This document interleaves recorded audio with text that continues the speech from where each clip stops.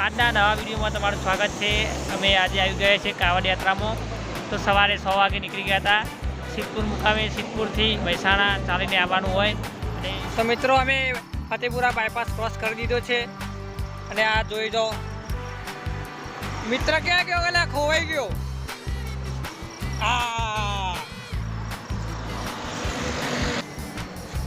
તમારો મિત્ર કોક કહે છે હર હર મહાદેવ લખવાનું કોમેન્ટમાં ભૂલશો નહીં। હર હર મહાદેવ, હર હર મહાદેવ। તો તમે જોઈ રહ્યા છો અને આ એવી યાત્રા છે કે જવાનું હોય ગમે તે કોઈ પણ સાધનમાં તમે જઈ શકો, પણ વળતા આવો તો ખુલ્લા પગે આવવું પડે અને કાવડ ઉપાડવી પડે। અને આ જુઓ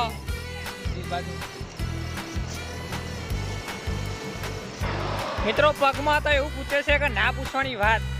પગમાં ભાઈને પૂછી દો, એ પણ ચાલે છે છેક સુધી। હા ભાઈ,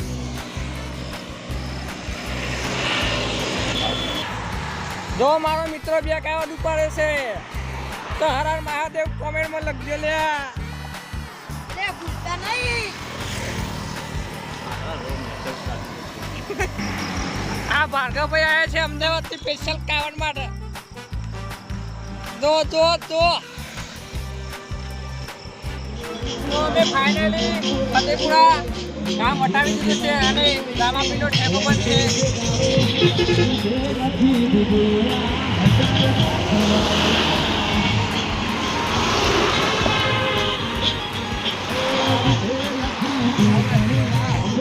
હવે અમે અમદાવાદના પુલ યાત્રા નવજીવન હોટલમાં રોકાવાના છીએ એટલે જમવા માટે। તમે આ વિડીયોમાં બને રહેશો અંત સુધી। આ જો તમે કાવડ ભરીને ઉપાડીને લાવીને થાકી ગયા છે બધા। ત્યાં મીટિંગ બે થઈ છે ને આ છે ફતેપુરા બાયપાસ। આ પાર્લર છે ચેહર પાર્લર।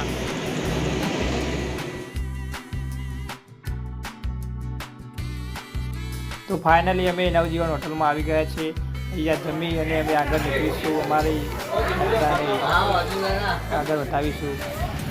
વાહ કાવડ જમી હવે નીકળવાની તૈયારીમાં છીએ, બધા ઉપવાસ થઈ રહ્યા છીએ, અમે નીકળી ગયા છીએ। તો અમે એરપોર્ટવાળા રસ્તે હવે આગળ નીકળી ગયા છીએ અને બધા એવો વરસાદ વધારે પડવાથી અમે રેનકોટ બધા ખરીદ્યા હતા, એ પહેરીને નીકળી ગયા છીએ।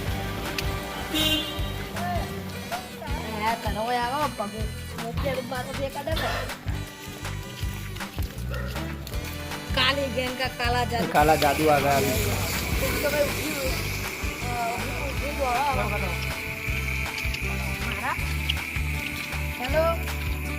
તો ફાઇનલી અમે દેવીનાપુરા રાત્રે 2 વાગે અને 1 મિનિટે આવી ગયા। જોઈ રહ્યા છો કોઈ ગામમાં પણ નથી અને ફક્ત 18 કલાકમાં અમે અમારી સફર પૂર્ણ કરી, કારણ કે વરસાદ વધારે પડ્યો ત્યાં કોઈ રોકાયા નથી અને વિડીયો પણ આખો ત્યાં સિદ્ધપુરથી ઉતારી શક્યા નથી।